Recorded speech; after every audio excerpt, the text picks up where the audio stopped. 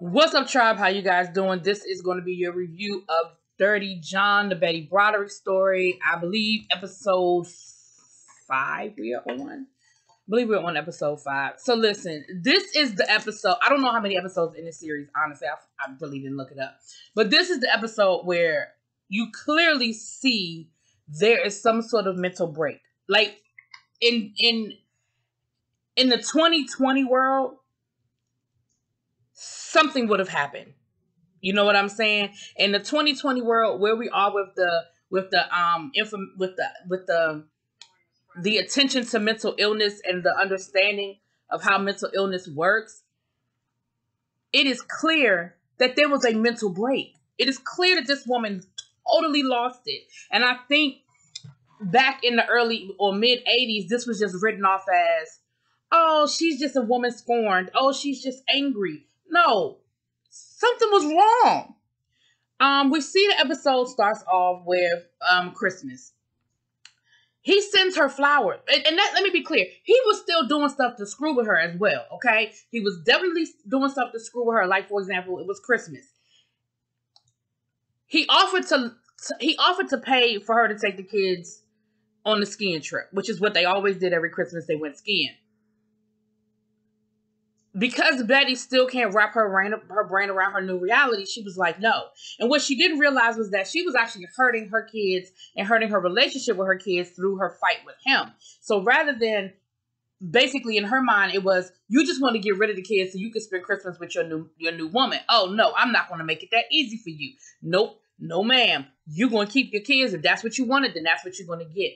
But, you know, as you're listening to a lot of things, you're like, so her response was that she went over there and she trashed the house, you know, opened up all the gifts, I'm sorry, rewind. So he sent her flowers for Christmas with this really nice card, right?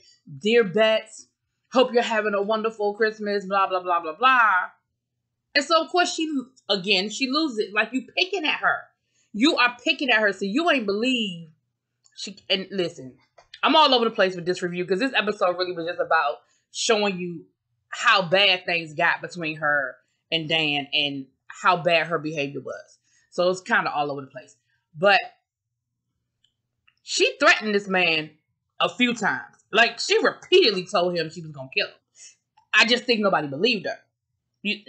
Which, I mean, the average person, you wouldn't believe that. You wouldn't be like, he ain't really going to kill her, is he?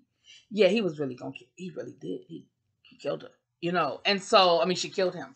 So it's like, it's one of those situations where you sit there and you're like, this woman, like, her friends tried to talk to her. Her friends tried to tell her, listen, like, we get it. He hurt you. He's an asshole. But can you listen? You got to figure out a way to process this in a better way. She was calling his house 50 times a day, cussing him out, calling him all kinds of names. She was going by the house, trashing it as often as she felt like it. I mean, she really was out of control. Like, y'all know up until this point, I was like, I don't agree with what she did, but I understood her reasons for doing it. But now we at a point where, okay, Betty, I get that you mad. I get that you angry, but now you really doing too damn much. Like, she really was. Like, she tore that house up. You know, she spray painted, she smashed windows whenever she just felt like it. Whenever she felt like, you know, she just got angry, she would just go over there. And so her friends were trying to help her. Her friends were like, you know, why don't you go into therapy? Why don't you? And and then that's the other thing. She didn't trust anybody because she knew or she felt how deep her husband's roots went as far as who he knew, who he was connected to, that she just didn't trust anybody. So she didn't want to go to a therapist because she was like, no, because, you know, he could subpoena the records and whatever I say to the therapist can become, public fodder or whatever. So then they were like, well, why don't you just write a diary? Like, keep it in a diary. That way nobody can read it, but you're getting it out, you know. And one of the ladies was like, you know, my therapist asked, you know, my lawyer told me, or therapist told me to keep a diary during my divorce, and it helped a lot. And so she starts keeping a diary, but I mean, even the diary is dark. Like, again. And so what happened was he started transcribing all because this back in the day. So every time she left a message on the machine, remember, that's when answer machines had actual cassette tapes. So he actually started transcribing every time she left a message on the machine, threatening him, cussing him out, calling him all kinds of names. He started keeping record of it and transcribing it. And so after the divorce was final, he sent her a letter telling her, from now on, I'm going to start fining you. Every time you call me and you cuss me out, I'm going to fine you this amount. Every time you come to the house, I'm going to fine you this amount. Every time you show up at my property unannounced, I'm going to fine you this amount. And then at the end of the month, I'm going to subtract all your fines from your support that I'm voluntarily giving you, and I will give you the difference. Now, let me say this. Betty Boo. I understand that you probably have become accustomed to a certain lifestyle. I do. I get that. I understand, Betty. But this man was giving you $9,000 a month. Even by 2020 standards, that's decent. I ain't saying that that's live for the rest of your life kind of money. But in 1983, almost $10,000 a month, Betty. And he gave you a house. Now, granted, the house he gave you was some shit. I get that. The house he gave you was some bullshit. And it probably wasn't worth the money because y'all have been planning to tear the whole house down and start from scratch. I get it. And you probably wouldn't have been able to make a lot of money off the sale of the house. I get all of that. But for $10,000 a month, you really could have sold the house, Betty. Could have found you a nice little apartment, probably on the right side of town. Bought you a nice little vehicle. You would have had a job at the daggone art gallery. You was going to have your own money, right? But again, I truly believe this woman had a mental break. And I'm not making no excuses for her, but I really don't think, like, rational, normal people don't act like that. Like, rational people don't do the shit that she did. Like, she clearly had the woman was crazy. And I don't mean crazy in a bad way. Like, I shouldn't say crazy. She had a mental break. Like, I truly believe she had a mental break. I absolutely believe that. So of course, by the end of that first month, she ended up owing him $1,300, child. And so her friend, stepped in. So then, her friend, she went over there and was like, how the hell am I supposed to live? Like, you took all my money and now you're saying I owe you $1,300. I can't even pay my own bills. And he was actually dressed up in a black tie. They were actually on their way to an event. She was like, oh, so you can take her to somewhere that I'm supposed to be? Like, she just can't accept the fact that she's married, that she's not married anymore.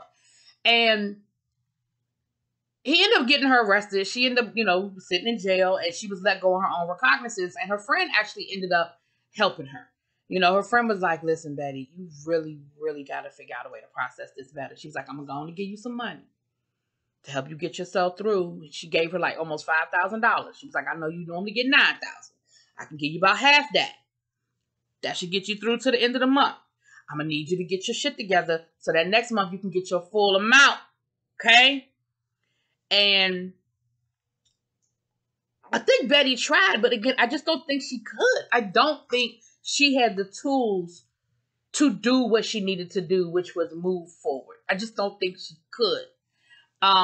We found out that Dan was elected to the Bar Association. So once again, he's again in another position of power. They end up going to mediation. Dan don't even show up for the mediation. Like, he's only going through the motions because the law says that they have to go through the motions. But he is putting forth absolutely no effort to try and work anything out with this woman. Again, he picked. I'm not defending her behavior, but he definitely continued to pick at her. Her friend even tried to talk to Dan and say, listen, I know that Betty isn't taking this well, but can you, like, the fines and all of that, like, can't you find another way to work this out with her? And Dan basically told her mind her damn business. And she looked over at her husband like, oh, so you're not going to help me? Like, we've had this conversation. You know that Dan is being ridiculous, just like I know he's being ridiculous. You ain't going to say nothing. And when after Dan told her to mind her business, and then Dan even threw a little jab, he even threw a little jab at his friend and was like, I think you need to be paying more attention to your marriage than you need to be paying to mine. And I was like, see, now that would have made me be like, what? What he mean by that? What I need to pay attention to in my marriage? You know what I'm saying? So after Dan walked off, she looked over at her husband like, so that's what no help. He was like, listen, I tried to tell you. So that lets you know that a lot of people sort of don't feel that Dan is maybe handling this the best way. Betty finally gets an attorney. Her friend helps her get an attorney, and her friend even was like, listen, don't tell nobody. Because I think her husband actually got this woman to take Betty's case, but she was like, don't tell nobody that he helped you. Like, just keep this between us, because basically he don't want to feel the wrath of Dan. Like, he don't want it to get out that he helped Betty. And this woman was good. And I was like, I mean, if I didn't know how this story ended, I would have been like, yes, Betty, you finally about to get what you need to get. I mean, this woman looked at the documents. This woman heard what Betty had to say. And the first time they went into court, she lit into his attorney, and she actually was able to start getting Betty some stuff back. Like, she got Betty, her visitation back. Well,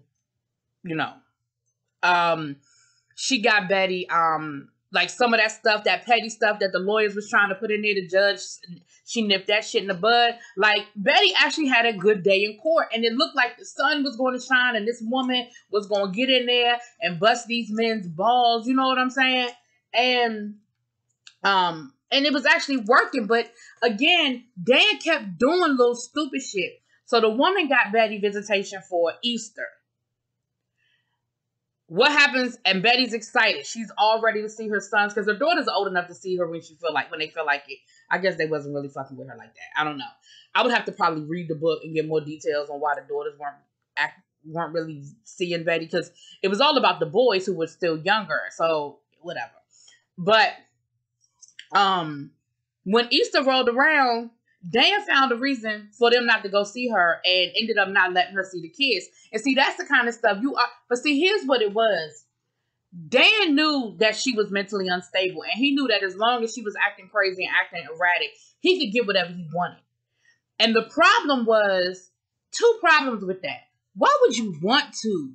Like, at one point in time, you did care about this woman. Now, I don't know if he loved her or was in love with her. I really don't know. But he clearly cared about this woman at one time. Why would you want to see her continue to just spiral? Why would you want to see this happen to her? Like, you divorced her, you moved on, you happy, you've totally screwed her.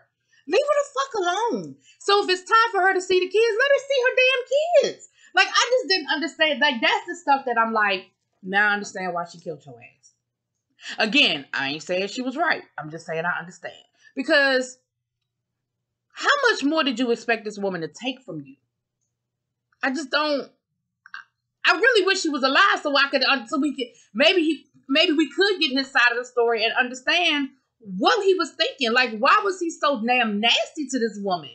Anyway, child. And I truly believe that had he lived, he would have done the same thing to that new woman. Because again, remember, Dan likes shiny new toys. He likes trophies. He likes status pieces. And the minute she no longer served that need for him, he'd have done the same thing to her. And the difference is, she would have had less of a leg to stand on than damn Betty did. If Betty hadn't lost her damn mind, I'm not being funny. If Betty hadn't lost her mind and had actually, now maybe not that first lawyer, because I think that first lawyer, but that woman would have been able to work with Betty. That woman was getting ready to give Betty everything she was owed, because even when she looked at the divorce papers, she was like, all of this stuff was wrong. Like, I could get some of this stuff reversed. I could get some of this stuff fixed. Like, I just need you to work with me. She was like, Betty, I just need you to call me regularly. I just need you to do this, and that. Like, if you do what I'm telling you to do, we're good. And I really think that woman, like I said, I don't trust that man. Even though he was from Los Angeles, he was still a man. And, 80s misogyny, he still was probably like, she was just a trophy wife, But that woman, I believe that woman was getting ready to help Betty out. But Betty just couldn't get out of her own way. She just couldn't do it. And then she got to the point where she started getting really paranoid. And she started getting paranoid, and she didn't trust the lawyer anymore. And she wouldn't, do what she needed to do with the lawyer. Even to the point of paying her.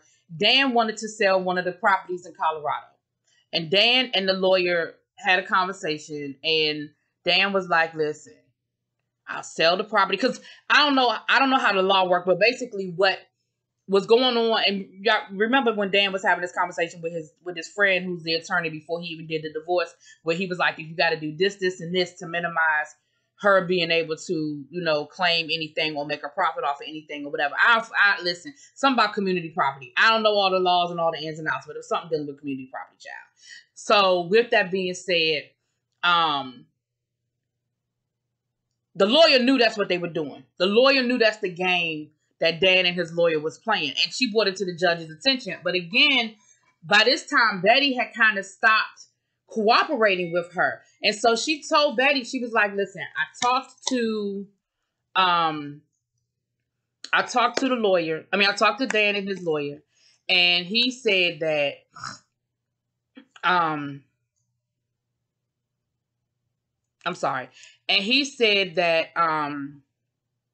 we're going to sell this property in Colorado, and with your half of basically it was, I will agree to give you Betty's money, and then you can distribute it as you see fit, as far as helping Betty pay her bills and taking care of what she needs to take care of, and you can take your feet out of the money we make off the house. And so the lawyer was like, listen, I'm cool with that, because then I know I'm going to get paid, because right now I'm not getting paid. She was like, Betty, as much as I like you, I ain't working for free.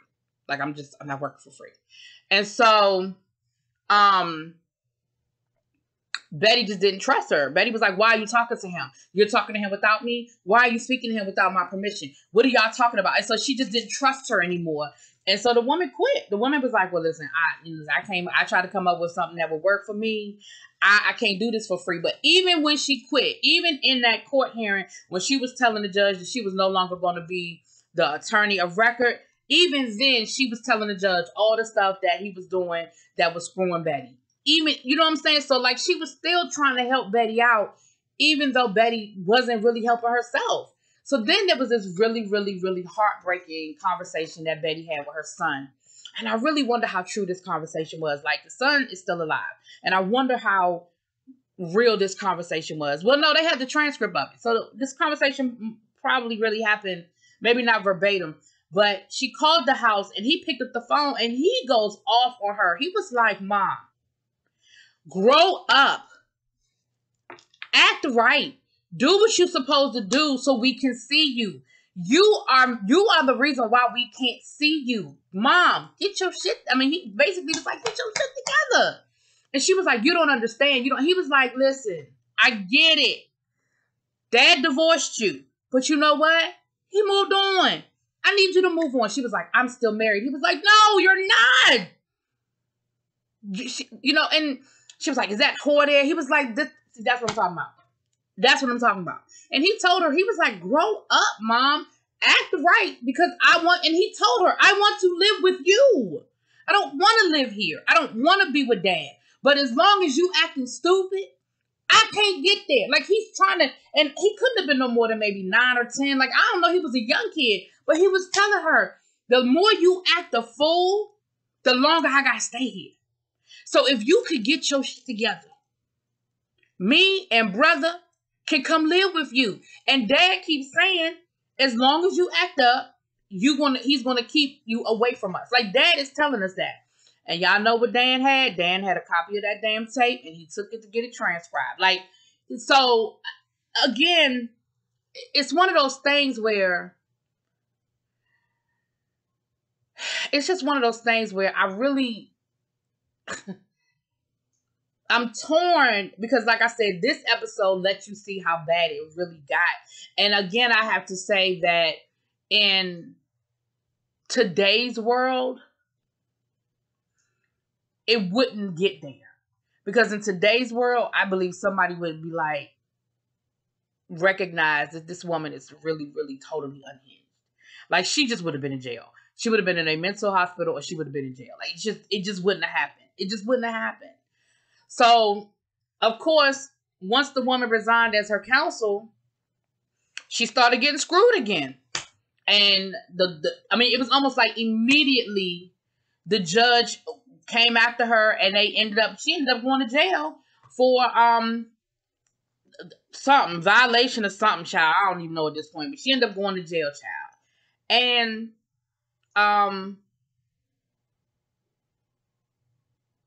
and the lawyer even tried to get, the lawyer was still trying to work for the woman.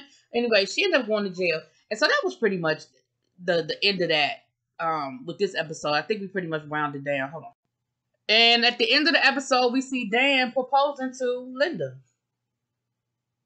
So,